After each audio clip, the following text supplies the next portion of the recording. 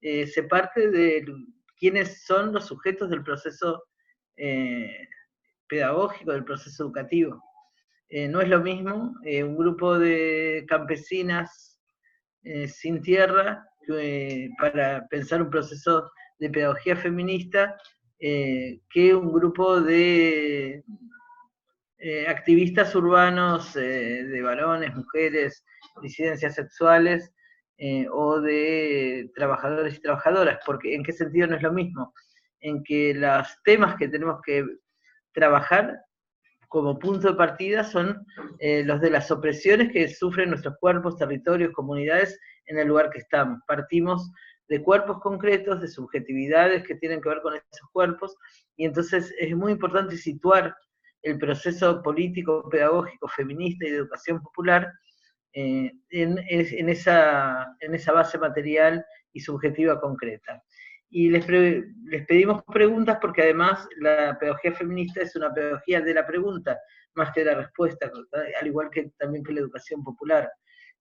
Parte de las interrogantes que tiene el grupo, el colectivo, y no de lo que puede de pronto pensar la persona. ¿Se está escuchando? Porque me sale algo en la pantalla que no sé qué es. Bueno. Entonces, les decía eso, que no... Es importante. ¿Cómo? ¿Ahí?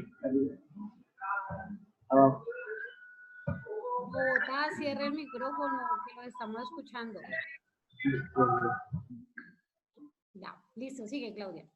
Bueno, decía eso, que es muy importante en la pedagogía feminista como en la educación popular tener claro el punto de partida que es el grupo, su subjetividad, su experiencia, su práctica, no para quedarnos en eso, sino como punto de partida. Y también intervenir desde las interrogantes y necesidades del grupo para poder interactuar con eso. El segundo tema que me parecía importante plantear en ese sentido es, bueno, que nosotros encaramos, nosotras, la pedagogía feminista como parte de los esfuerzos también políticos y organizativos de los movimientos populares. Estamos hablando de una pedagogía de los feminismos populares. Y en ese sentido no hay un grupo de temas selectos que tienen que ver, por ejemplo, con la vida de las mujeres solamente, sino que estamos pensando cómo el conjunto de nuestras organizaciones pueden atravesar procesos de despatriarcalización, de descolonización, de desmercantilización, de cuestionamiento del sistema de múltiples opresiones, el sistema patriarcal, colonial, capitalista que violenta nuestros cuerpos, nuestras comunidades y nuestros territorios. Para decirlo de otro modo, pensamos que el patriarcado como sistema de sistemas de opresión se ejercita hace siglos sobre los cuerpos de las mujeres fundamentalmente y también de otros grupos marginados por el sistema heteropatriarcal. Y por eso, en general, cuando partimos en un proceso de pedagogía feminista, lo primero que intentamos hacer es tratar de identificar cómo se expresa este sistema patriarcal en nuestra vida cotidiana, no partir de grandes referencias o de grandes definiciones teóricas, sino llegar a construir colectivamente esas definiciones teóricas en diálogo con la experiencia de nuestras vidas, porque el patriarcado lo vivimos, lo sufrimos cotidianamente. Entonces, el lugar de la vida cotidiana pasa a ser un elemento central para poder pensar las violencias, por ejemplo, del sistema patriarcal, su interacción con el sistema colonial y capitalista. Por ejemplo, ahí hay experiencias diversas de acuerdo a los territorios que hablamos. Una de las formas de expresión más brutal de la violencia patriarcal tiene que ver con la violencia sexual sobre los cuerpos de las mujeres. Y eso, si estamos pensando en Colombia, tiene formas concretas en las que esta violencia se expresa.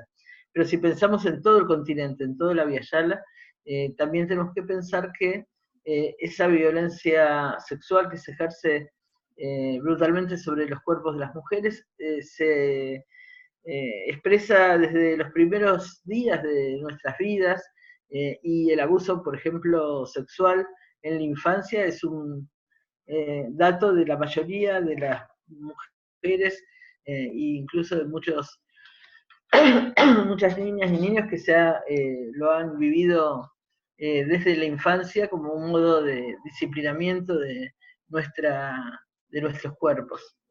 La pedagogía feminista, entonces, trata de develar las múltiples opresiones que se realizan sobre cuerpos y territorios y comunidades, no para quedarnos en eso, no para hacer un relato que nos victimice, sino para pensar cómo lo podemos enfrentar y cómo podemos emancipar nuestros cuerpos de esa violencia cotidiana. Y segundo, trata de profundizar en cómo esa relación de la vida cotidiana también se vincula con una violencia estructural con la que se constituyeron nuestras sociedades, nuestros pueblos, nuestros países. En ese sentido, ¿por qué hablamos fundamentalmente de violencias? Porque es el modo en que nos han disciplinado históricamente, y por eso ese es un punto muy concreto en el que se relaciona el patriarcado con el colonialismo y con el capitalismo en estos territorios de Abya Yala. Ustedes deben saber que Abya Yala es el nombre con que nombramos a América Latina, y América Latina es el nombre que surge de la reivindicación de Américo Vespucio. Abya Yala es el nombre que el pueblo cuna, con que el pueblo cuna identificó este territorio, el pueblo cuna de Panamá e incluso de Colombia, y significa sangre que corre libre, territorio libre, etc. En este territorio, la conquista y la colonización han sido determinantes de la creación del sistema capitalista, patriarcal y colonial que conocemos. Y se ha levantado sobre la base de dos genocidios, en principio, que es el genocidio de los pueblos originarios y el genocidio de los pueblos traídos como esclavos desde el África. Esos dos genocidios han sido la base para la extracción de las riquezas, de los bienes comunes, la destrucción de los territorios que se realizó para fortalecer el capitalismo central europeo primero, y en general hasta el día de hoy a las transnacionales y a los gobiernos del norte, tanto de Estados Unidos como de Europa.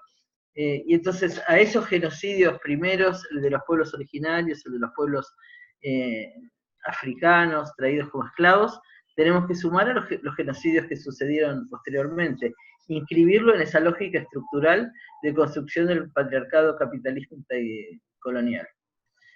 ¿Por qué decimos esto? Porque la pedagogía feminista busca fortalecer a las colectivas feministas, o a las colectivas de mujeres, o a las colectivas de las disidencias sexuales que enfrentan al patriarcado y al régimen heterosexual, pero también se construye en aquellos movimientos mixtos que se proponen la emancipación de los pueblos o la creación del poder popular, y por eso es que necesita ser uno de los elementos fundamentales de los procesos de formación política. Esta era una de las preguntas, o uno de los temas que estaba ahí en danza.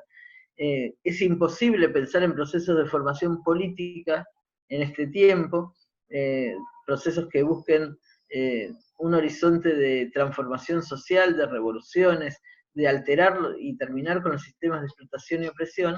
Decía que es imposible pensar eso sin utilizar todas las herramientas de la educación popular como pedagogía descolonizadora y anticapitalista, de una perspectiva incluso de creación de un horizonte del buen vivir, socialista, libertario, sin pensar en una dimensión de pedagogía feminista. ¿Por qué? Por esto que ya venía diciendo, y porque uno de los objetivos también de la pedagogía feminista tiene que ver con la creación de las redes, los colectivos, los espacios del activismo de las mujeres dentro y fuera de las organizaciones, que nos permita no solo proponer la emancipación, sino ir realizando en actos también cotidianos y colectivos. Por ejemplo, si hablamos o denunciamos la violencia sexual contra los cuerpos y vidas de las mujeres, enfrentarlo cotidianamente, ya sea en la casa, ya sea en la comunidad, ya sea enfrentando a las fuerzas militaristas o paramilitares que toman como rehén los cuerpos de las mujeres y sus vidas y alteran la vida de las comunidades, eso no se puede resolver solo desde una discusión teórica. Es imprescindible, por un lado, comprender lo que sucede, comprender que esto es parte no de una catástrofe individual o de una mala suerte, entre comillas, de una compañera, de una persona, sino que es parte de la construcción de esta estructura social que nos oprime tanto, y que enfrentarlo requiere de organizaciones populares poderosas. Entonces, la pedagogía feminista, a mi entender, es una de las dimensiones de la creación del poder popular. No sé si se va escuchando. ¿Sí se escucha? Bueno. Sí, acá escuchamos perfecto. Bien, les vuelvo a repetir que interrumpan si es necesario. Bueno, y también tiene que ver esto entonces con la creación no solo de una mirada feminista, de una perspectiva emancipatoria que cuestiona el régimen patriarcal, colonial y capitalista simultáneamente, sino también de creación de las instancias de organización y de articulación social que permitan ir deconstruyendo en la vida cotidiana esas violencias, es decir, ir educando a nuestros colectivos, a nuestras organizaciones, en particular a las mujeres de nuestras organizaciones y a las disidencias sexuales, a desnaturalizar esa violencia con la que se ha convivido históricamente. Desnaturalizarla, pero no alcanza con eso, porque a veces el solo hecho de desnaturalizarla puede significar la crisis de la persona, es decir, muchas veces nos han dicho, bueno, ahora ya sé que esto que vivo cotidianamente es un horror y no es natural, no es lo que me toca, no es normal, pero no sé cómo hacer para transformarlo. Y si no está la vivencia de que es posible transformarlo con la acción colectiva, se hace muy difícil poder profundizar en una perspectiva mayor y más contundente de emancipación feminista.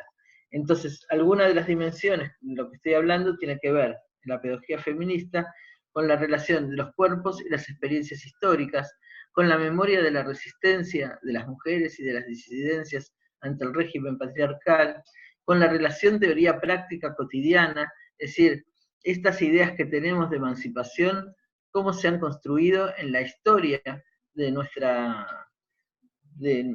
y en la genealogía de las mujeres de nuestros pueblos. Por ejemplo, un tema que ahora está en los últimos años se ha hablado mucho, que es la lucha por el derecho a decidir de los pueblos, de las mujeres, de la vida cotidiana de las mujeres, el derecho al aborto legal, seguro y gratuito, no es algo de hoy, no es un capricho, no es una ola que nació en el 2015, 2016.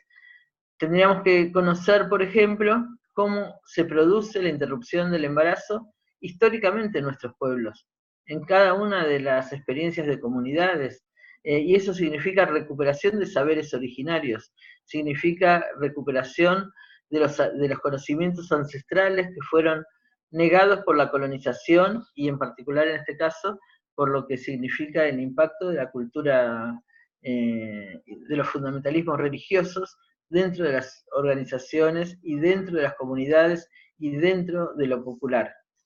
Y esto implica también otro aspecto que hace a esta pedagogía feminista, que es una ética feminista de escucha, de poder conocer las distintas experiencias y también las distintas miradas que tenemos sobre estas experiencias, como decía antes, los saberes acumulados en el conocimiento popular, sin que esa escucha signifique no transformarlos, pero partir de la escucha y partir de la posibilidad de conocimiento de cómo ya en nuestras experiencias de mujeres o de disidencias sexuales hay un acumulado de prácticas históricas de emancipación y de resistencia.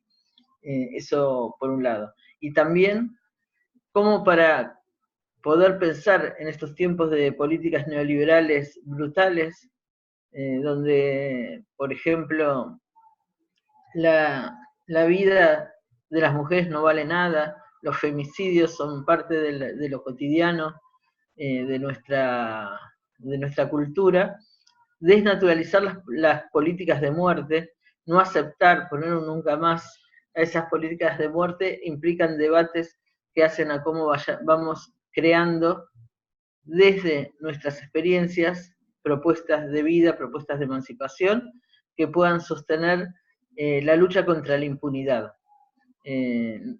Así como en países como Colombia o como Argentina, podemos pensar que hay una tremenda memoria de lucha contra la impunidad por lo que se ha sufrido en estos países en términos de genocidio. Tenemos que integrar también qué significa, por ejemplo, la histórica práctica de femicidios que son parte de la violencia patriarcal que nos están tratando de decir que son lo más cotidiano y lo más natural. Y dentro de esto quisiera como subrayar y poner en particular una forma de femicidios que necesitamos, de las cuales necesitamos charlar en nuestros países, que son los femicidios territoriales, que son las amenazas a las mujeres que están al frente de comunidades defensoras de la tierra, defensoras de los bienes comunes, defensoras de la vida de la comunidad, de los ríos, de los bosques, de las selvas. Cuando ustedes dicen en Colombia ser líder social no es delito, cosa que me parece fundamental y que es algo que lo asumimos en todo el continente, tenemos que pensar cuántas lideresas mujeres que están al frente de comunidades, que están al frente de movimientos campesinos, han sido víctimas de estos femicidios selectivos con los cuales se busca asustar, disciplinar a las comunidades, ya no solo a los cuerpos y a las vidas de las mujeres. Si pensamos en Berta Cáceres, nosotros les dejamos un video para que después al final puedan compartir. Es un caso que ha tomado mucha resonancia. Berta Cáceres, líder del COPIN, del Consejo Cívico de Organizaciones Populares Indígenas de Honduras, asesinada por el sicariato el 2 de marzo del 2016, es un caso emblemático, pero no es, por supuesto, el único, y es parte de un montón de mujeres que en todo el continente y en Colombia en particular vienen siendo asesinadas por defender la tierra, la naturaleza y los bienes comunes. Y este tipo de femicidios es algo que necesitamos pensar porque es la contracara de una situación que también estamos mirando, que es la feminización de la resistencia. Es decir, son mujeres que están al frente de procesos de construcción de subjetividad y organización de los pueblos en defensa de la vida. En el caso de Argentina, años atrás, en la época de la dictadura, y creo que también hay situaciones así en Colombia,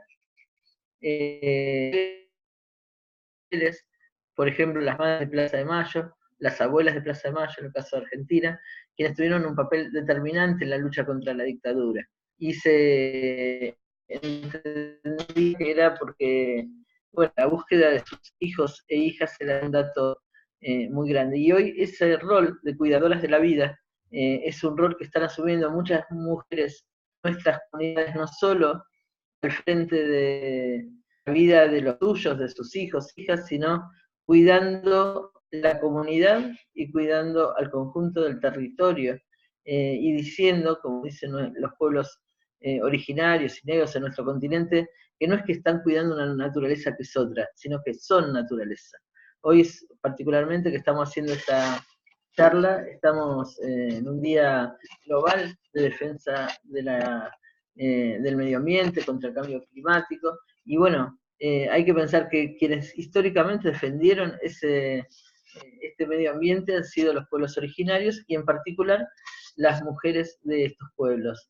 Pero si pensamos también en las políticas hegemónicas, capitalistas, coloniales, de dominación, hay por ejemplo, una agresión a muchas formas de vida, como es la agresión a las semillas, ¿no? El agronegocio, las semillas transgénicas, los agrotóxicos, son otros modos de destrucción de la vida en las comunidades. Y hasta donde nosotros y nosotras conocemos, el cuidado de la semilla nativa, de la semilla de la agricultura familiar, en definitiva también la propuesta de creación de la soberanía alimentaria recae muy fundamentalmente sobre los cuerpos y vidas de las mujeres.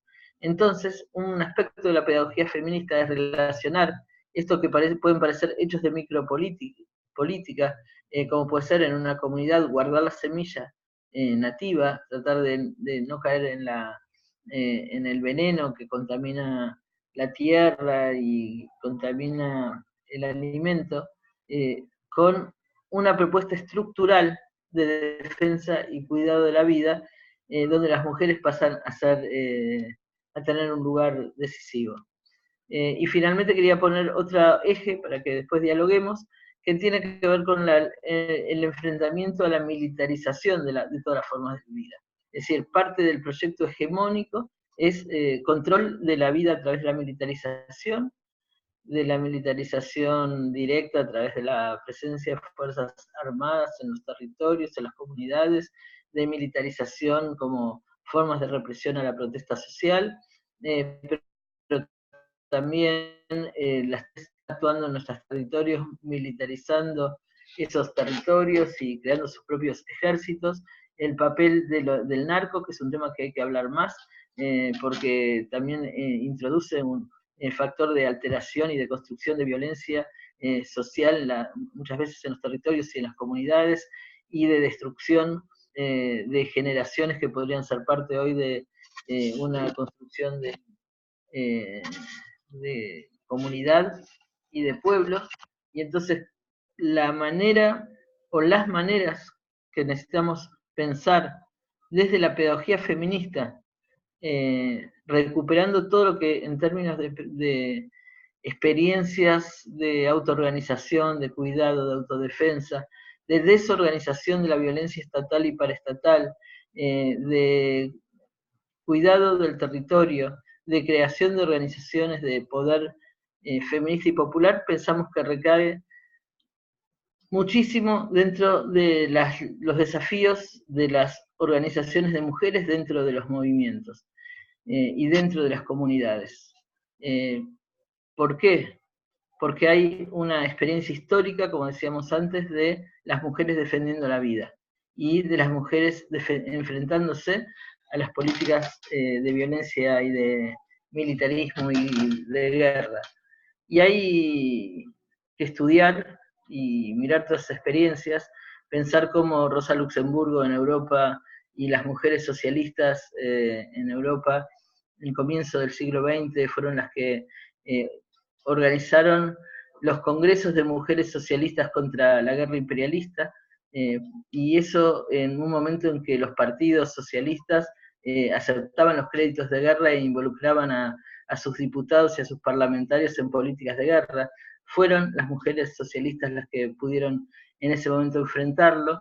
Pensar cómo en países como los nuestros se llamen Madres de Plaza de Mayo, se llamen de otros modos, han habido colectivas de mujeres que enfrentaron y desafiaron todas las formas de violencia estructural para cuidar la vida, como decía antes, de sus hijos, hijas, pero también de sus parejas y de la naturaleza y de los territorios en los que estaban desarrollando sus prácticas.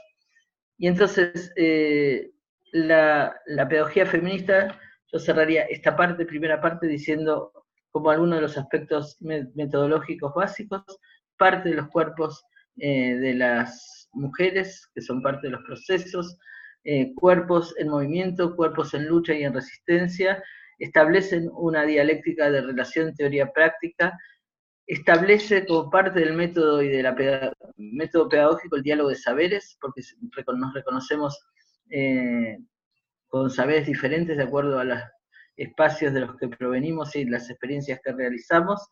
Pensamos el momento de la pedagogía feminista como un momento de la organización de la lucha feminista, que no es más que la lucha de las mujeres y aporte de las luchas de las mujeres y de las disidencias sexuales a la transformación del conjunto de la sociedad en formatos de poder popular, y es también un momento de creación colectiva de conocimientos, porque no se trata de que vaya una u otra compañera con una trayectoria académica determinada a decirnos lo que los colectivos de feministas necesitamos hacer. Si pensamos en la historia reciente de América Latina, las movilizaciones feministas desbordaron todas las ideas de lo que era posible, ya sea la marea verde por el derecho al aborto, el Ni Una Menos enfrentando a los femicidios, las distintas iniciativas que hemos realizado conjuntamente, a veces ni siquiera como algo muy planificado, sino como respuesta de un ya basta colectivo a las distintas formas de violencia. Entonces ya necesitamos esa creación colectiva de conocimientos que surge de nuestras prácticas, que en este momento se han masificado, y también tenemos el desafío de hacer una pedagogía feminista de masas, porque en este momento estamos avanzando hacia una multiplicación de experiencias políticos feministas, y en generaciones jóvenes se está multiplicando la incorporación a la lucha de muchas compañeras, y está muy bueno, es fantástico que crezca el activismo, pero necesitamos que el activismo pueda sostenerse en un análisis sólido de en qué dinámica de fuerzas nos estamos colocando y estamos empezando a disputar, porque la respuesta del patriarcado, del capitalismo, del colonialismo, es brutal, y nos están respondiendo con más muerte y con más agresión. Entonces no alcanza con movilizaciones donde con esperanza renovemos la apuesta al cambio social, sino que necesitamos que esas movilizaciones puedan afirmarse en la construcción de grupos sociales, de mujeres, de grupos antipatriarcales, para poder dar esas batallas. Entonces, relación también decía de creación de conocimientos nuevos y de una dialéctica de ida y vuelta con los saberes ancestrales y con todo lo que podemos incorporar, por otro lado, de las múltiples maneras de aprender y enseñar que hoy se vienen desarrollando en distintos ámbitos. Es importante, es necesario que podamos ser cuidadosas de las distintas cosmovisiones que hay en nuestro continente, porque muchas veces las prácticas, incluso con la mejor intención, pueden ser colonizadoras. Entonces, la descolonización de los saberes desde la perspectiva feminista también nos parece un tema para poner en discusión. Es decir, también hay que descolonizar los saberes que creemos emancipatorios, porque muchas veces están construidos sobre un sentido común patriarcal, capitalista y colonial. Yo dejaría ahora acá como provocación para abrir el juego a un diálogo. Bueno, no sé, alguna ciudad, compañero o compañera que le interese hacer alguna reflexión, pregunta, comentario con relación a esto que Claudia abrió ya como conversa.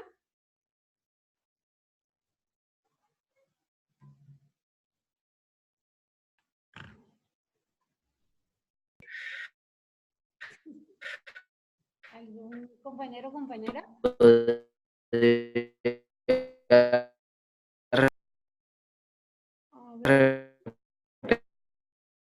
¿Quién? Repetir lo que dijiste, un poquito. No, solo la profe Cristina, o sea, lo último. A ti te Estaba molestando. ¿Qué?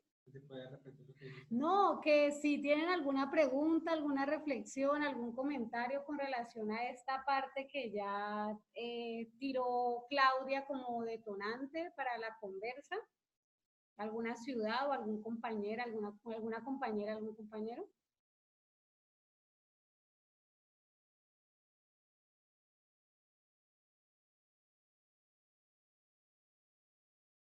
¿Ninguno? ¿Ninguna? Hola, acá en Bogotá. Hágale Bogotá. Tenemos una pregunta. Hola, Claudia, ¿cómo estás? Bueno, comprendo como la intención de... ¿Me estás escuchando? Sí, escucho. Listo, bueno, entonces ahí, acá desde Bogotá ya. Hola a todos allá. Bueno, Claudia, entiendo como la intención de situar pues la pedagogía feminista en una perspectiva histórica, pero yo creo que también es importante tomar el elemento espacial y entender cuáles son esos aportes que hace la pedagogía feminista en la construcción de ciudad.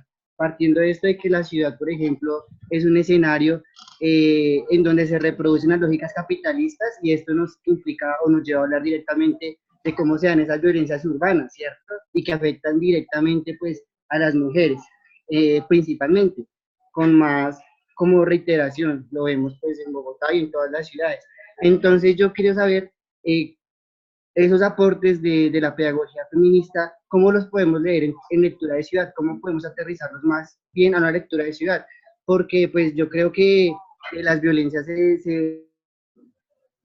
ese territorio en el que está. Su merced ponía los ejemplos en las zonas rurales, por ejemplo, se da de otras maneras, pero en los contextos urbanos también. Entonces, como que también es importante situar esas pedagogías y pues no sé, ya, ¿cómo nos...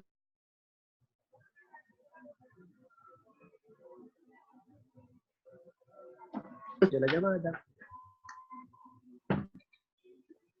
Repetí el final porque lo estoy escuchando. Listo, no, más bien pues focalizar, centrar ya y es decir cuáles son esos aportes desde las pedagogías feministas a una propuesta, por ejemplo, de derecho a la ciudad, partiendo pues, de que muchos de los que estamos en este curso nacional de referentes colectivos, pues hacemos parte de una organización nacional de ciudades, y pues por ende nuestras reivindicaciones también deben estar en esa lógica de disputar la ciudad como un escenario, un territorio pues construido desde múltiples espacios.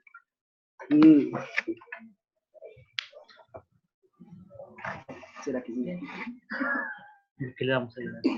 Sí, lo escuché. Propondría que haya otras intervenciones y después hacemos un comentario y así seguimos, ¿sí?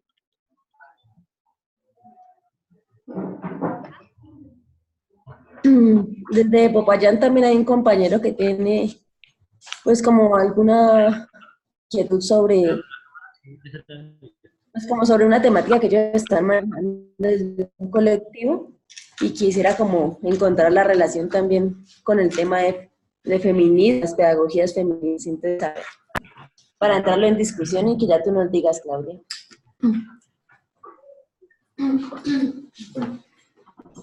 ¿Sí me escuchan bien allá, Claudia? No sé. Sí, te escucho bien.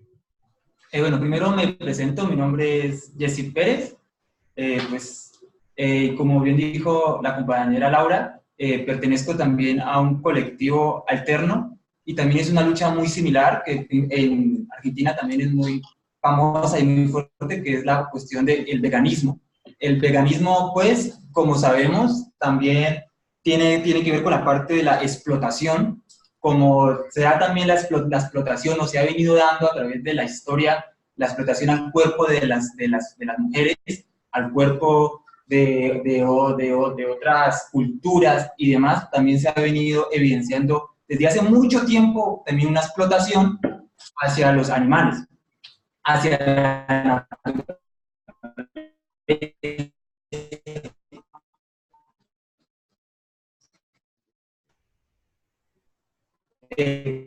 como dijiste, la mujer está considerada las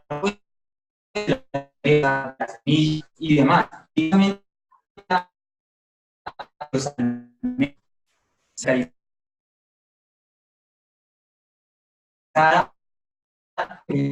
y demás.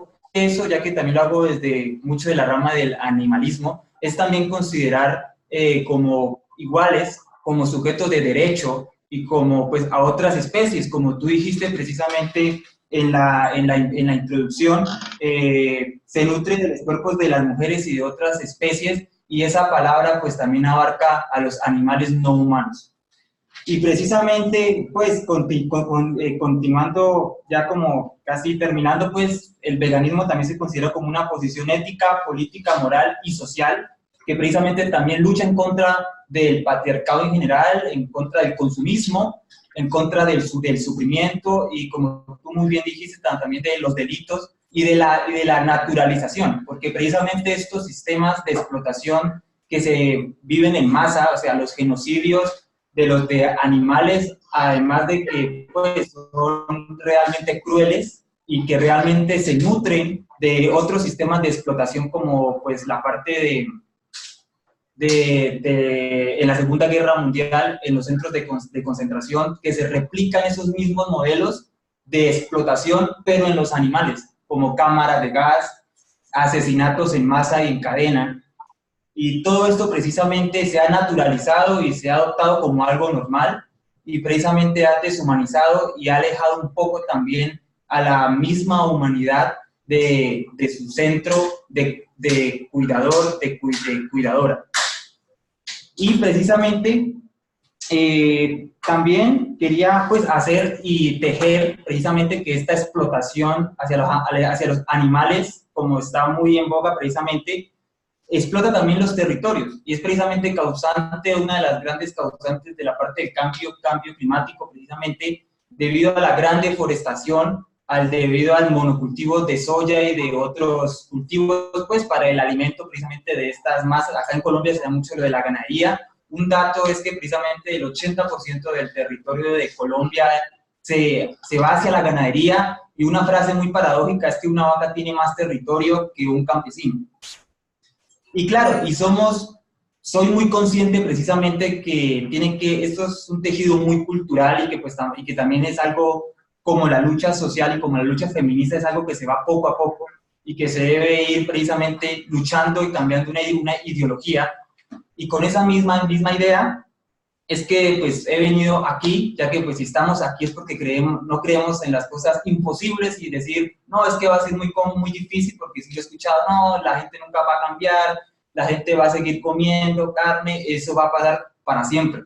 Si yo creyera en eso, también creería en lo mismo sobre el feminismo, en lo mismo sobre la explotación, y creo que precisamente son dos procesos, la parte del veganismo y el feminismo, son dos procesos que se van de la mano y que se entretejen y que creo que no se chocan y que no se pelean en ningún punto. Precisamente yo tengo compañeras, amigas que también están muy abanderadas de la parte del feminismo, incluso mucho en la Argentina, que también siguen una vida vegana y precisamente con estas cosas, ¿no? Y además también tienen un poco de esa coherencia precisamente que tanto queremos. Entonces, no sé, eso es más o menos lo que yo decía. Bueno, y como una última cosa ya, es que pues tampoco consiste, también regresar como a lo que tú dijiste, lo del cultivo de la semilla nativa, y que precisamente estos procesos de explotación también cortan eso, porque precisamente, y he hablado con campesinos y demás, de que es más fácil tener una vaca, criar 10, 20 vacas,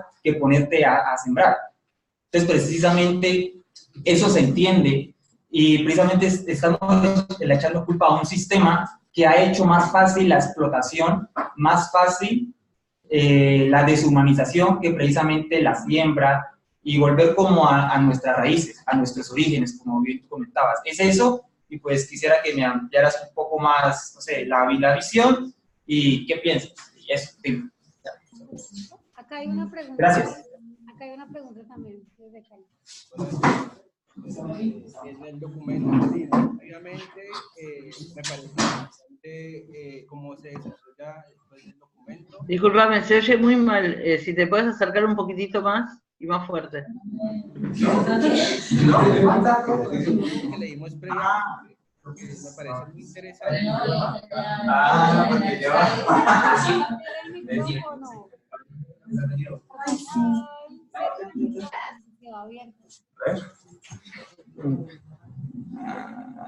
Aquí es. ¿Ya se escucha mejor? Bueno, en el documento previo que leímos me parece interesante porque habla mucho sobre la decolonialidad y la decolonización, pero entonces no me quedó muy claro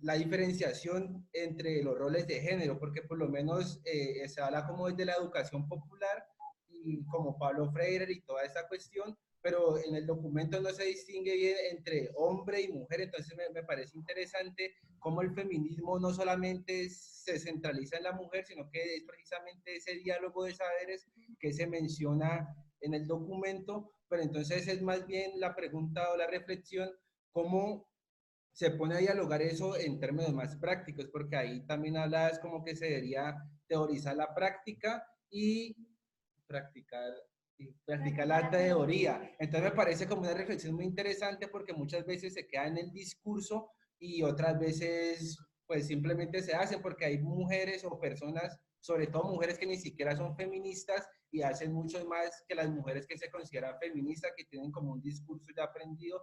Entonces en ese término de diálogos de saberes es muy interesante cómo se articulan todos esos, pero es más bien la intención del feminismo como tal. Es como la reflexión y la pregunta de que no está muy marcado, o me pareció a mí, esa diferenciación entre género de hombre y mujer en cuanto a la decolonización. Una pregunta, audiencia, esa es para... No te oigo, Cristina, bien. ¿Que Popayán tiene otra pregunta? ¿Dice el chat? Sí. Pues me ha pedido una compañera acá del auditorio que pueda como exponerle la pregunta. Y quería pues tener como un interés sobre, pues como que Claudia pudiera, no sé, como comentar un poco más o desgregar cuál es la postura que se toman desde las pedagogías feministas para abanderar el aborto legal. Entonces, la idea es como para poder aclarar un poco ese tema. ¿Hay alguna más? Yo quería hacer como una reflexión pregunta. No es una Dale. es como una reflexión pregunta, ¿no? A ver, ¿cómo ordeno la cosa? Precisamente en el ejercicio de formación política, este tipo de temas no empiezan a aparecer hace mucho tiempo. O sea, nosotros como que la militancia nuestra se formó en la política, en categorías de hegemonía, del bloque dominante, del campo popular, del capitalismo, del neoliberalismo, de la lucha contra el imperialismo, y como que el tema de las relaciones y de esas construcciones y relaciones de género entre hombres y mujeres, efectivamente el patriarcado como reproductor también del capitalismo, y de cómo efectivamente esas relaciones desiguales entre hombres y mujeres se iban también incluso reproduciendo en los mismos procesos organizativos de resistencia y de organización política, pues es un tema que aparece muy nuevo en el caso nuestro. O sea, aparece de hace pocos años, realmente no estamos hablando. Entonces siempre fue como la lucha de las feministas era aparte y nosotros que luchamos contra el capitalismo y el imperialismo en el mundo. Precisamente la dinámica de las compañeras hermanas argentinas y de las feministas de la Via Yala nos invita como a empezar a cruzar y acercarnos como a estos temas. Entonces, mi reflexión y pregunta es, ¿cómo podríamos, digamos, que involucrar de una manera más, o sea, cómo seguir tejiendo más bien, en clave de que en esta formación política que venimos llevando, vayamos sumando y articulando esas reflexiones en clave de un proyecto emancipatorio y poder no reconocernos, digamos, que esas luchas fragmentadamente? Entonces, tanto la lucha del campo y la ciudad, como la lucha de los hombres y las mujeres, o sea, como los indígenas y los mestizos, los negros y los indígenas, o sea, como que cada cual pelee por su lado, si no puede reconocer esto en clave de un sistema de dominación múltiple que efectivamente nos atraviesa en diferentes dimensiones. Vos lo decías, desde el colonialismo, el patriarcado, el capitalismo, el imperialismo, son sistemas de dominación que se van nutriendo. Entonces, digamos que la importancia o las apuestas que desde las pedagogías feministas nos interpelan a los movimientos y a las organizaciones sociales en clave de poder mirar como esas dimensiones más incluyentes, y más dialógicas. Como eso, que me venía pues como a la cabeza también como para movilizar algunas conversas. Acá hay dice que si puedo hablar más fuerte. Bueno, no, ya no hablé más fuerte porque ya dije la idea. ¿Claudia me escuchó? ¿Claudia? Sí. ¿Sí? Bueno, ya. Sí, sí. Bueno, hago algunos comentarios. Tampoco puedo responder todo porque hay temas que se vinculan a la lucha feminista o que son parte de la lucha feminista de acuerdo a las experiencias, pero que no sé si tengo todas las respuestas. El primer tema que quisiera comentar es que un núcleo que fue poco trabajado en los procesos de formación política es la crítica de la familia como un sistema que produce básicamente el patriarcado. Si se lee, por ejemplo, los libros de Marx, donde se hace referencia desde el marxismo al tema de la familia, esto queda claro. Pero sin embargo, habría que investigar cómo fue que esos temas fueron quedando fuera de los procesos de formación política. Y me parece que es muy importante porque, lo comentaba muy de paso al comienzo, es en el marco de esas familias donde muchas veces se reproducen las relaciones patriarcales, la división sexual del trabajo, la violencia contra las mujeres, e incluso la violencia adultocéntrica, que tampoco había mencionado antes, y donde se hacen ejercicios de domesticación de los cuerpos y de las vidas, y se van preparando a las mujeres para asumir un rol de obediencia y de disciplina. Entonces, ¿qué sucede? Que muchas veces en los contextos complejos en los que vivimos, de tanta violencia social, la familia nos aparece como un espacio de resistencia, ¿sí? Y hay muchas comunidades que valorizan la familia y la comunidad como un espacio de resistencia, y queda el debate ahí y quedan invisibilizadas todas las violencias que se producen al interior. Esas violencias exteriores han sido condenadas, expulsadas de la comunidad, donde si es más probable que sea la mujer expulsada de la organización que cuestionar el rol del liderazgo. Es decir, hay una cantidad de temas donde estoy poniendo muy en relación la experiencia familiar y la experiencia de las organizaciones populares, porque las organizaciones toman la matriz de la familia y la reproducen, ¿no? Y entonces, si la matriz es la familia patriarcal, la organización popular reproduce esa matriz patriarcal que no fue cuestionada desde el propio movimiento, entre otras cosas porque se veía y se visualiza la organización como el espacio de lucha por la revolución, por la emancipación, por lo que se entienda.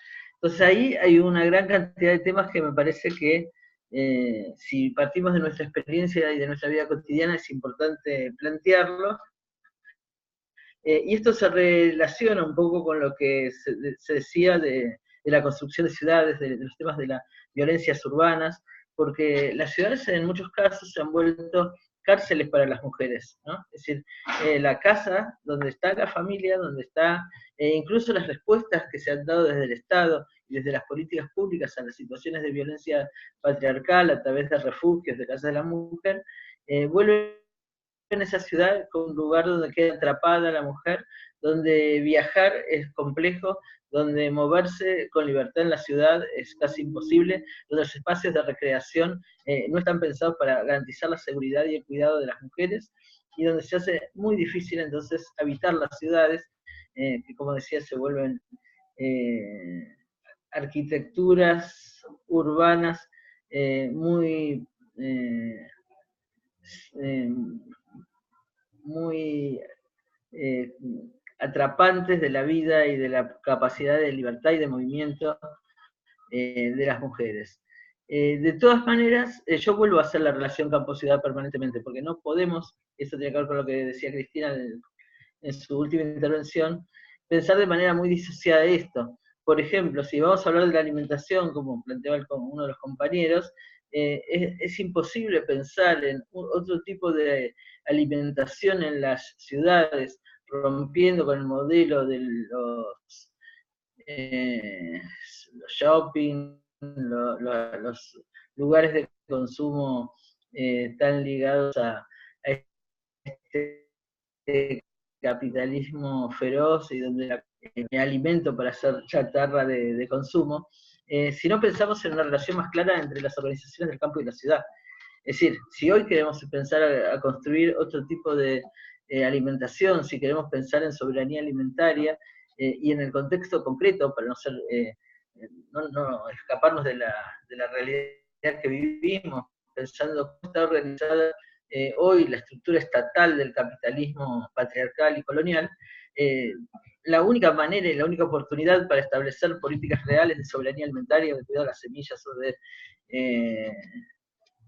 cuestionar, al menos si no se puede derrotar inmediatamente al régimen de producción que destruye la naturaleza y que tiene unas lógicas violentas en relación, por ejemplo, los animales, todo eso es posible verlo al margen de una relación muy fuerte campo-ciudad y de movimientos que no pueden estar el movimiento campesino por un lado y el movimiento urbano muy distante de eso, sino que habrá que pensar cuál es la interacción de las redes que creemos autónomamente con nuestra organización para poder pensarlo.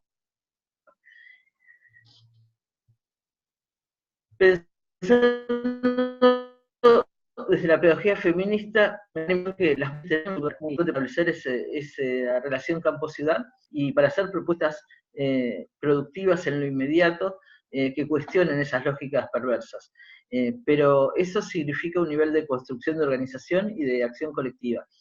Tengo muchas dudas sobre algunas propuestas, incluso dentro de los feminismos, que apuntan a una resolución. Es decir, yo puedo cambiar mis hábitos de consumo y es importante, pero solo con el cambio de hábitos de consumo de 1 más 1 más 1 no vamos a lograr romper con las estructuras políticas,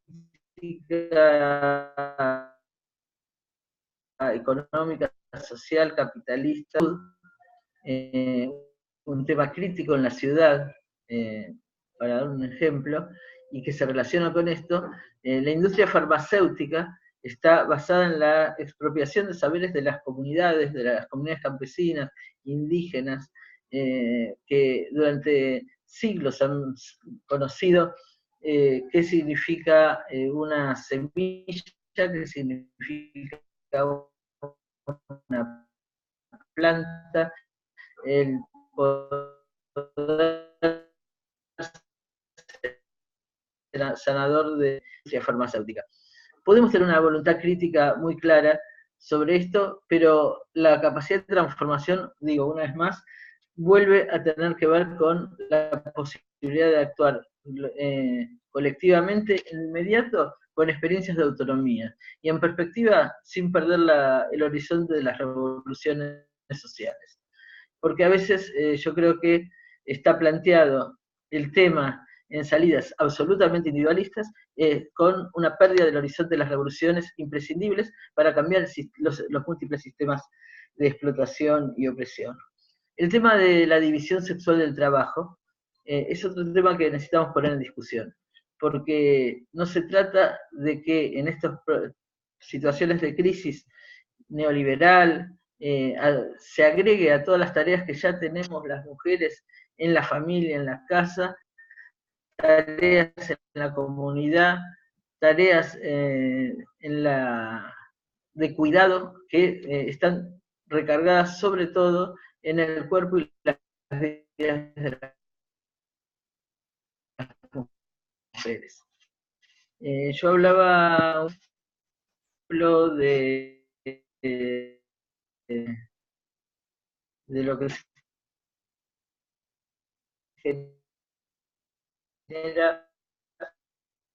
con el narco, no solo el narco, también el alcoholismo, la violencia contra las mujeres vuelve a verse desde ahí, y ya no solo a veces desde la pareja, que es lo histórico, la pareja que busca el control del cuerpo de la mujer, sino incluso de los hijos, que violentan a sus madres, y de madres que están con la tarea que se agrega de cuidar a sus hijos, a sus hijas, adolescentes, niños, niñas, víctimas de las redes de narco, y en algunos casos de las redes del sicariato, desde muy pequeñas. Sabemos que a los 8, 9, 10 años ya son susceptibles de ser captados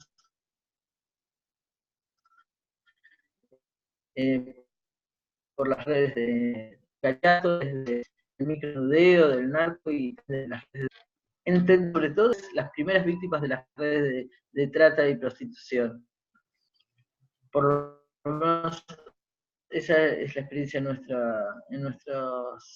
nuestro país. Entonces, hay todo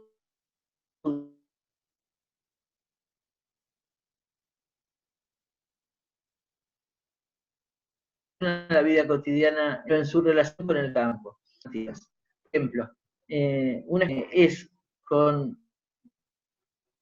jóvenes y adolescentes organizados en los territorios urbanos, que al no poder superar las situaciones que se generan de persecución, pero también a partir del consumo, se les propone hacer experiencias en el movimiento campesino, en las distintas organizaciones, incluso educativas del movimiento campesino, donde van y se conectan de nuevo con la tierra, con los bienes comunes, con la naturaleza, con un tipo de trabajo que no es el contexto inmediato que tenían en su territorio. Y el otro tema que me preguntaban, bueno, y entonces en este contexto, ¿qué con el aborto legal, con la lucha por el aborto legal en la Argentina? Para nosotras ha sido sumamente importante esta marea verde, la masificación de la lucha por el derecho a decidir sobre nuestro cuerpo, sobre nuestras vidas, precisamente para golpear la cultura patriarcal, no solo para ganar un derecho, para legalizar socialmente el derecho de las mujeres a decidir, para enfrentar a los fundamentalismos religiosos que no solo se manejan intentando controlar los cuerpos de las mujeres en el tema del derecho a tener o no tener hijos, sino que sabemos que esos fundamentalismos religiosos están en la matriz inmediata del fascismo. Es decir, sabemos que el discurso fundamentalista religioso es el que asumen los políticos para dar sus golpes en Brasil, la derecha conservadora para poner diputados y senadores en los congresos. Sabemos que en Colombia también ha sido un factor muy fuerte para enfrentar las políticas de paz, el discurso de las iglesias, muchas de las iglesias y de los fundamentalismos. Entonces, cuando estamos golpeando a esa cultura fundamentalista, a través de decir, bueno, no tienen derecho a decidir sobre nuestros cuerpos, sobre nuestras vidas, es también luchar contra la influencia más general del fundamentalismo religioso, e incluso no solo de los sectores más conservadores de la derecha católica y de otras iglesias. Por ejemplo, desde las experiencias de los feminismos populares tuvimos que dar respuesta en el año de la votación en el Congreso de la ley por el derecho al aborto a unas cartas que sacó los curas villeros, los sacerdotes del tercer mundo, oponiéndose al derecho de las mujeres a decidir. Y entonces tuvimos que decirle que efectivamente no tenían autoridad, aunque fueran compañeros en muchas otras luchas, no tenían autoridad a condenarnos a las mujeres a la muerte en abortos clandestinos. Porque de nuevo lo que está mediatizándose siempre es la vida de las mujeres, ¿no? Lo que se puede negociar, sea desde un cura tercermundista, o sea desde el presidente de un país que se dice revolucionario, rojo y negro en Nicaragua, sea desde las posiciones de muchas organizaciones que nos dicen, ahora no es el momento. Sí, está muy bien lo que quieren, pero no llegó la hora. Bueno, poner en la agenda de la hora que los derechos a vivir y a decidir sobre nuestras vidas no se postergan, también ha sido parte de este modo de desorganizar y de cuestionar la violencia patriarcal que siempre nos invisibilizó y siempre nos ha negado, ¿no? Entonces, otro tema que creo que es importante y por ahí se planteó es ¿qué pueden hacer los varones en el diálogo con los feminismos o como parte de la lucha antipatriarcal? Y yo creo que ahí hay un tema que necesitamos discutir, porque muchas veces lo primero que se está proponiendo es la inclusión de los varones en la lucha feminista, en las organizaciones, encuentros, diálogos feministas, y creo que, así como decía, la pedagogía feminista y para las otras fuerzas, pasó primero por identificar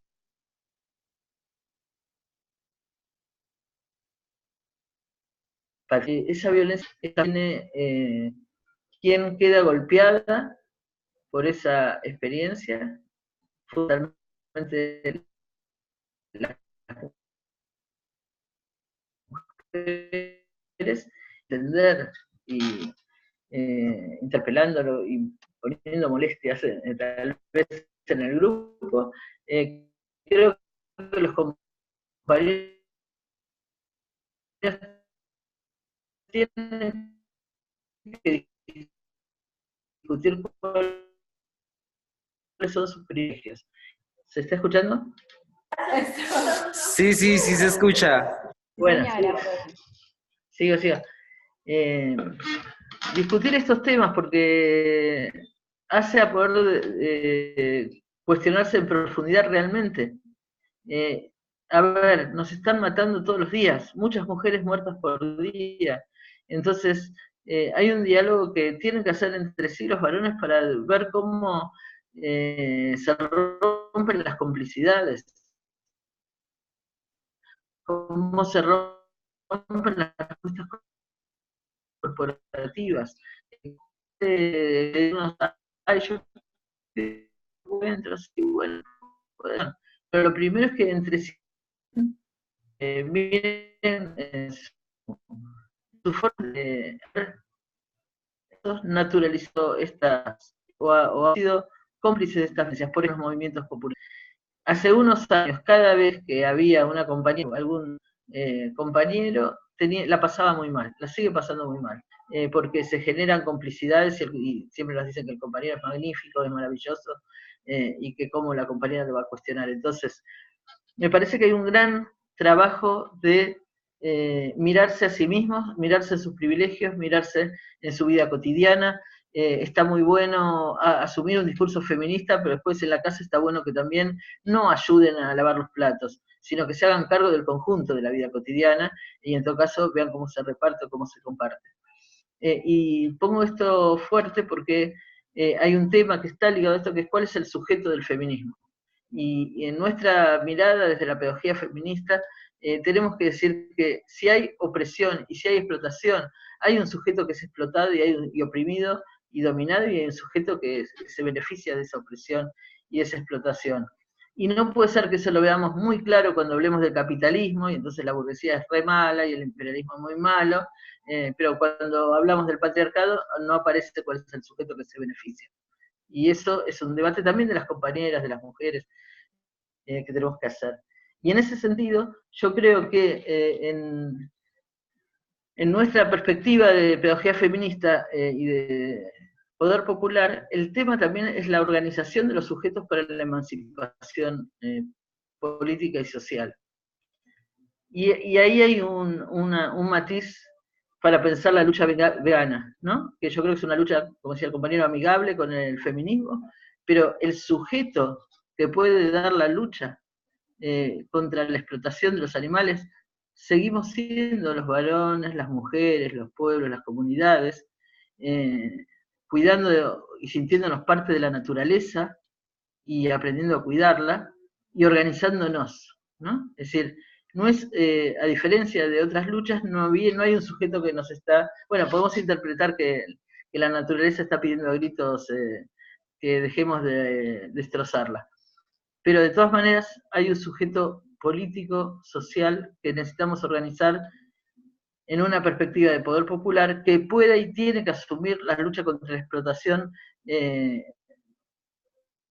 tremenda de la naturaleza, de los animales, de los territorios, de los ríos, pero como parte de esa lucha integral que construye ese poder popular.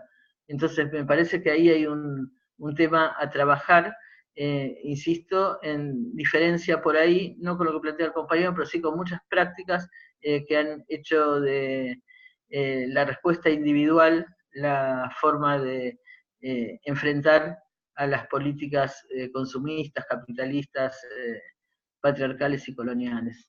Y creo que por ahí las cosas que voy a comentar, y si hay una nueva vuelta de opiniones o de comentarios, estoy para escuchar.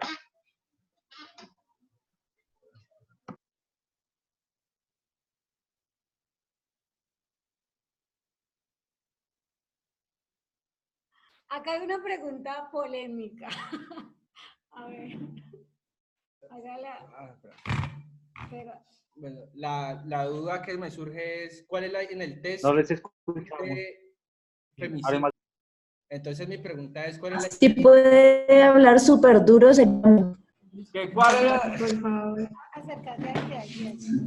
¿Cuál es la diferencia entre femicidio y feminicidio? Es como una pregunta muy concreta. Y otra que es como un poquito lo polémico, que no me queda claro. Perdóname, repetí porque escuché la primera parte. ¿Cuál es no la escuché diferencia nada entre femicidio y feminicidio? Y como un poquito lo polémico es que cuando se muere un hombre o un joven en el barrio, que también, o sea, no desconozco las realidades que son diferentes entre hombre y mujer, pero entonces a los hombres también los matan, y hay hombres que también son líderes sociales y son políticos y también los matan, entonces eso es un homicidio. Entonces, digamos, epistemológicamente, ¿cuál es el impacto o cuál es la consecuencia de decir que, porque no se habla de en vez de homicidio, un masculinicidio, un hombrecidio, o no sé cómo eso, cómo se trataría, o cuál sería el manejo que se le da? Entendiendo pues que aparte de que somos hombres y mujeres, somos humanos. Entonces, como cuando se cataloga como feminicidio y femicidio, y como por ciertas particularidades, por crimen a las mujeres o por visajes de odio, pero también el hombre tiene como un contexto también, los que pagamos el servicio militar, la violencia en el barrio por la represión policial y otras diferentes realidades que se sufren. Por lo menos en el oriente de Cali, los demás mueren jóvenes en la ciudad y son hombres. Entonces, más como un poquito esa duda que me surge. ¿Te escucho? ¿Alguna más? No. Blau, ¿ustedes sí. tenían una? Sí. Blau. No. ¿Hay otra pregunta? No sé si hay otra pregunta. ¿Bogotá tenía una pregunta? Aquí yo tengo una pregunta. Allí Juan José Gamboa tiene una pregunta. Yo también. Y Yasmin Grajales tiene otra pregunta. Hágale, Jazz. Voy a hacer la pregunta. Bueno. ¿Venía la compa antes mío? Hágale, cualquiera. Bueno, hágale. Bueno, listo. Buenas tardes para todos y para todas. Claudia, buenas tardes. Bueno, se han tocado, digamos, como diferentes temas pues en el tema de las pedagogías feministas, y ahí, digamos, como que una pregunta que curiosamente, digamos, como que últimamente me la he venido haciendo, y también, digamos, como en reuniones con compañeras también nos venimos haciendo, y es que desde las organizaciones sociales, desde los movimientos sociales nos pensamos diferentes propuestas de transformación, ¿cierto? Pero curiosamente, por ejemplo, propuestas o procesos con niños y con jóvenes, poco nos pensamos, poco las construimos, ¿cierto?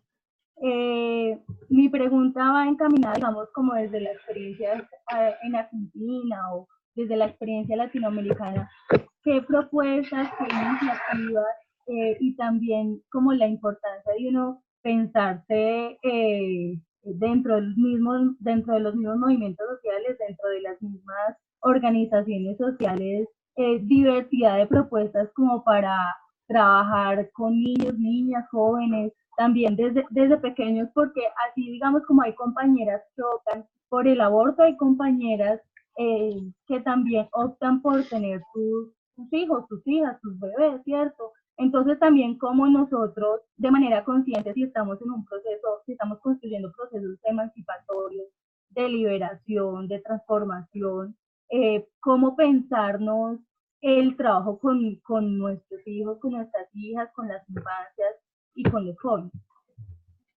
Sí. Eso es algo que en las organizaciones poco se habla, y digamos que hace poco en el Congreso de los Pueblos con unas compañeras, pues planteamos como que hay muy poquitos niños y niñas, pues bebés.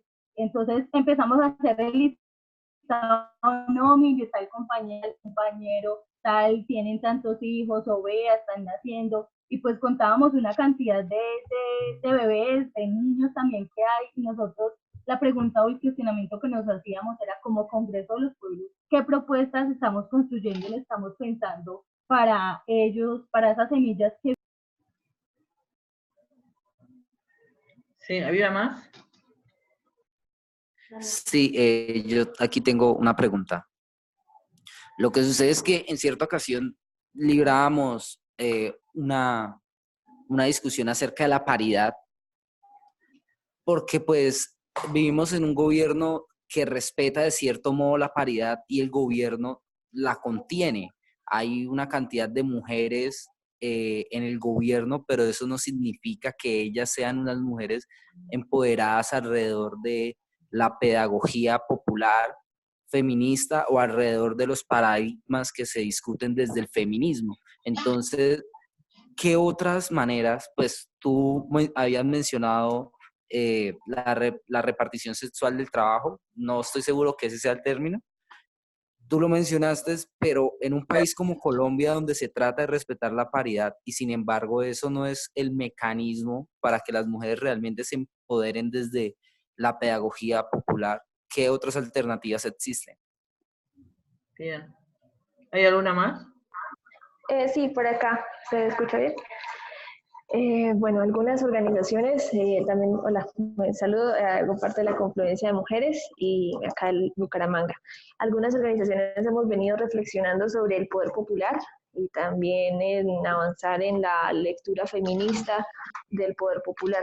Entonces, quisiera como que nos ayudaras a ilustrar en la relación de pedagogía feminista y poder popular. Es una relación que no se puede desligar, pero sí, como apenas lo estamos caracterizando, me encantaría que nos ayudaras a ilustrarla.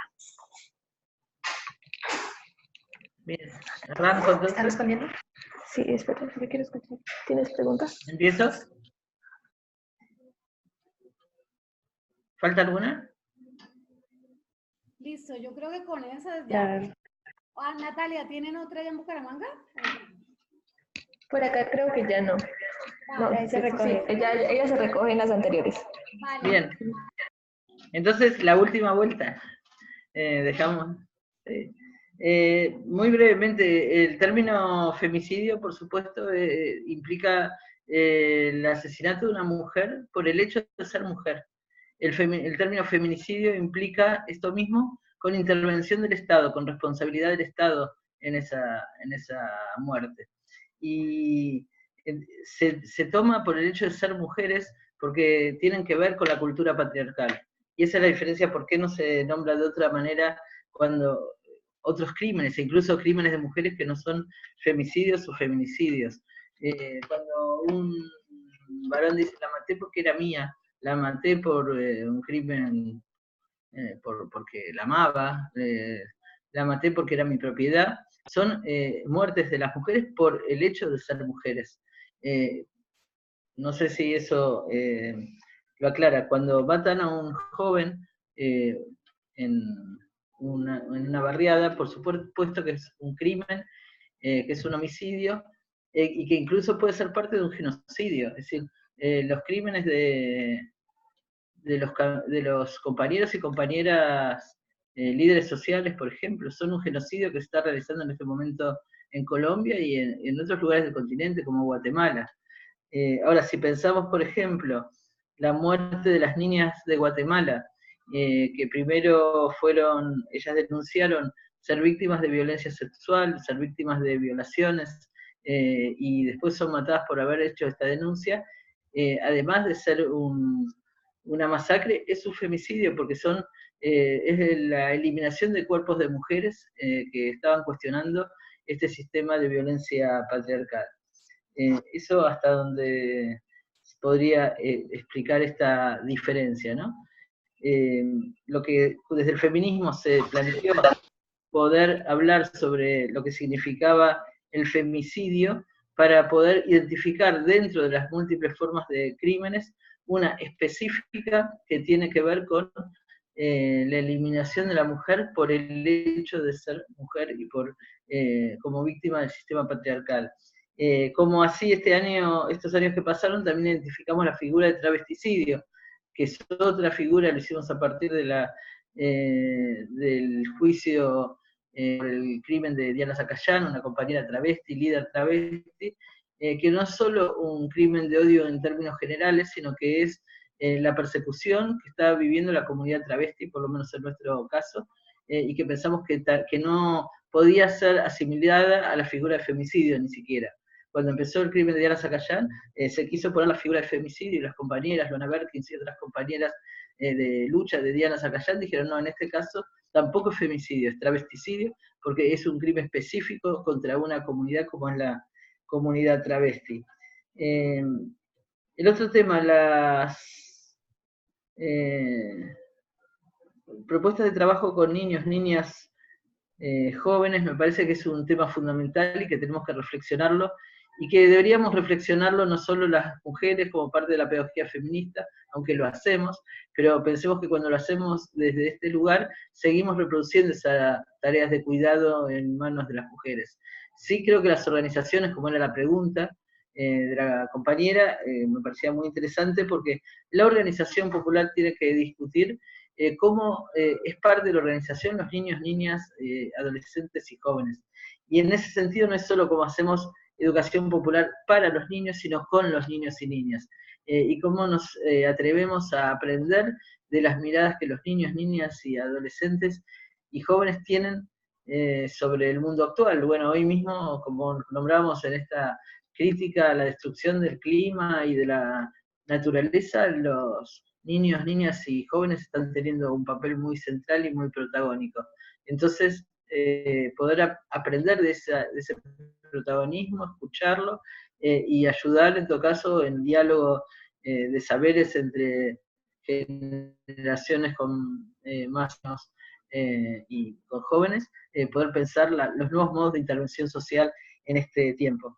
También pensar cuáles son las nuevas formas de organización social posibles de niños, niñas y adolescentes en esta sociedad de la comunicación y de la sobreinformación, y cómo actúa en esas generaciones todo lo que hay de saberes que en realidad ya es mucho más de lo que nosotras como generación y otras generaciones incluso posteriores a las adultas de hoy teníamos. Es decir, hay niños, niñas, adolescentes y jóvenes sobreinformados sobre las maneras sobre los distintos modos de violencia capitalista, patriarcal, y que muchas veces esa sobreinformación termina vulnerando la posibilidad organizativa, ¿no? Porque yo no sé si ustedes lo viven, pero en nuestro caso observamos muchos casos de adolescentes, jóvenes, niñas con ataques de pánico, con estrés, con problemas que devienen del miedo, de las políticas traumáticas,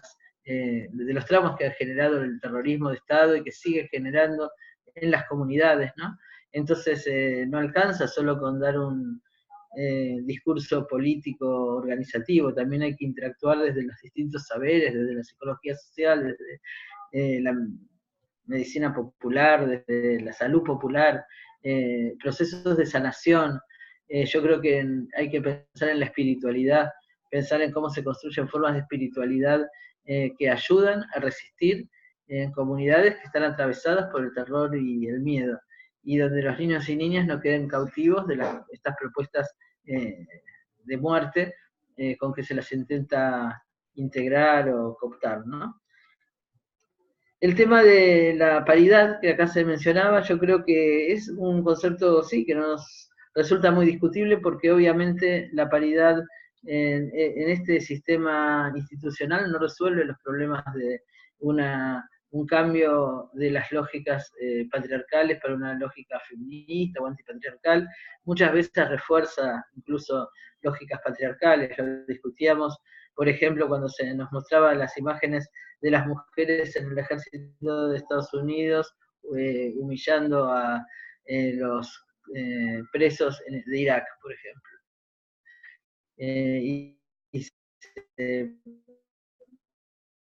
Nosotros no tenemos ningún interés en ser parte de ejércitos yanquis en nuestros países.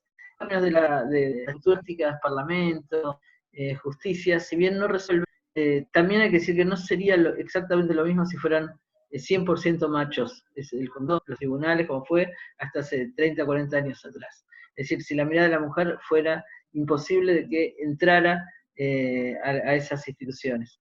Entonces, sin resolver para nada los problemas, es como generar un movimiento, un ruido que posibilita, por ejemplo, hubo mujeres de los partidos de derecha que votaron a favor del aborto, que nosotros ni lo esperábamos, lo argumentaron también. Se generó algo, una especie de pacto transversal solo por eso, no es que después seguimos amigas y nos encontramos en las fiestas y celebramos juntas, no, después discutimos todas las otras políticas, pero también se genera ese movimiento que de pronto permite que irrumpa una posición o una mirada diferente, así fuera un parlamento donde ni siquiera nadie llevaría la propuesta de ley, porque sabemos que durante años los varones no tuvieron interés en discutir estos temas que tienen que ver con la vida de las mujeres. Así que lo pondría en ese doble carácter, la paridad, ¿no? Como una respuesta no suficiente, ni que garantice nada, pero sí como una oportunidad para pelear algunos espacios en lo inmediato. La lectura feminista del poder popular, yo creo que ya es algo súper exigente de darnos, y deberíamos darnos más esos debates, porque creo que hay experiencias. Por ejemplo, para mí es una experiencia que ilumina bastante la de las mujeres en el Ejército Zapatista de Liberación Nacional. Es decir, pensar ese encuentro de mujeres que luchan, por ejemplo, que se hizo convocado por los zapatistas, y el proceso que hicieron las compañeras, que antes todavía del levantamiento zapatista pudieron proponerse la ley revolucionaria de mujeres y cambiar en las propias comunidades la vida cotidiana. O las mujeres del Movimiento Sin Tierra, organizadas dentro de los campamentos, de los asentamientos, de los espacios colectivos,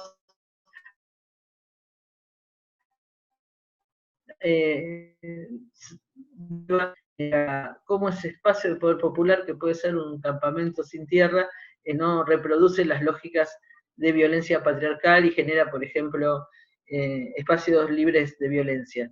Después, bueno, no sé si llegarán, pero yo les había dejado para que en algún momento puedan mirar el video de Berta Cáceres y las revoluciones de Berta.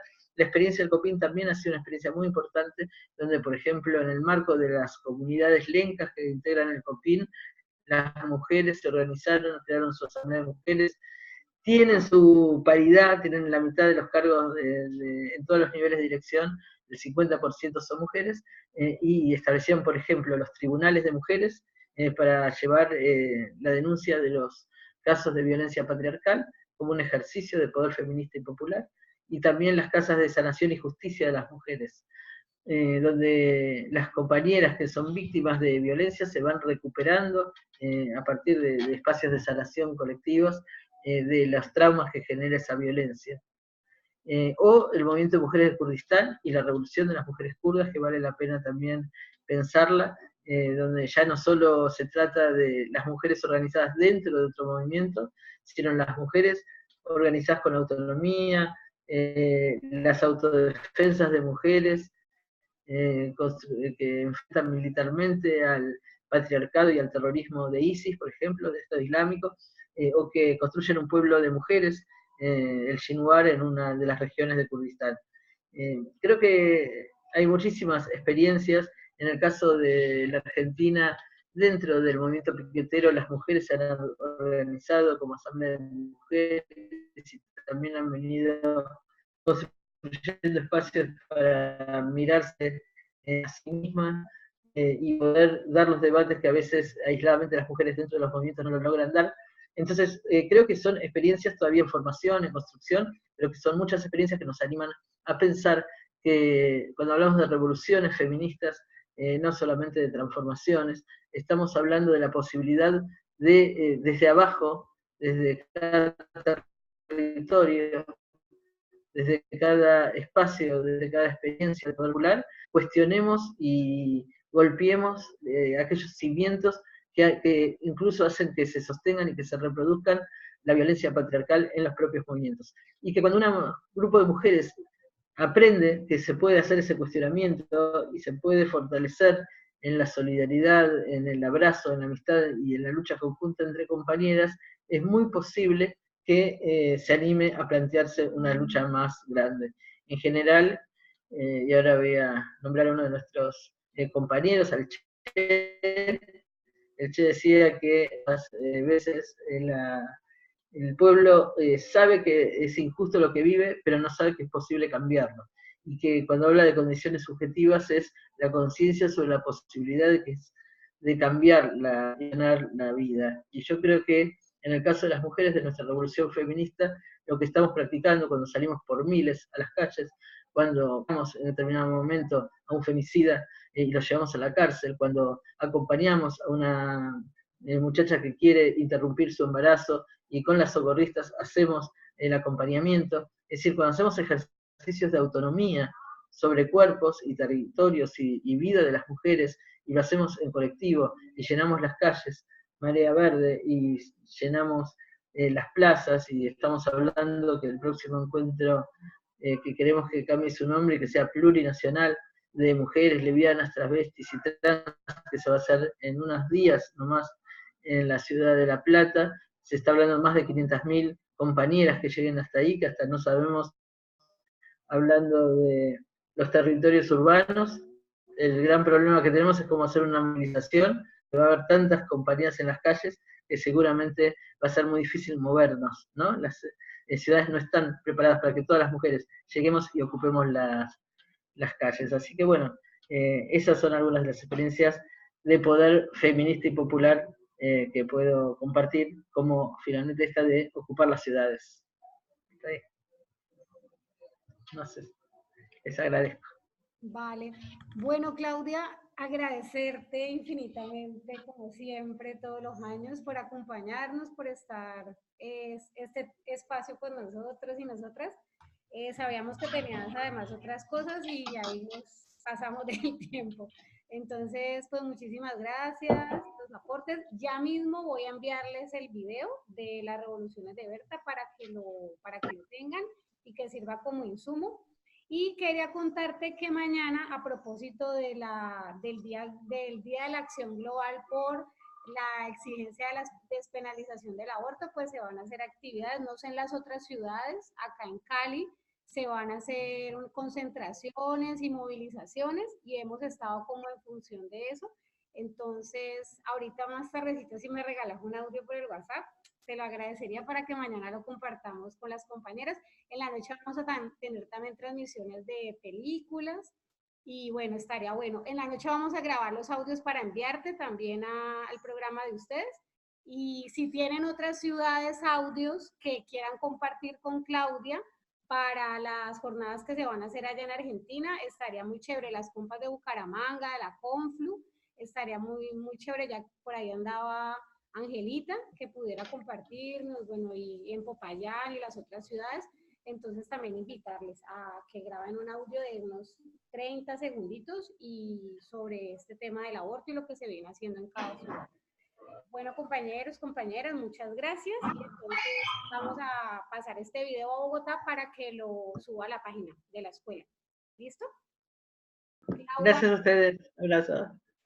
Gracias, Claudia.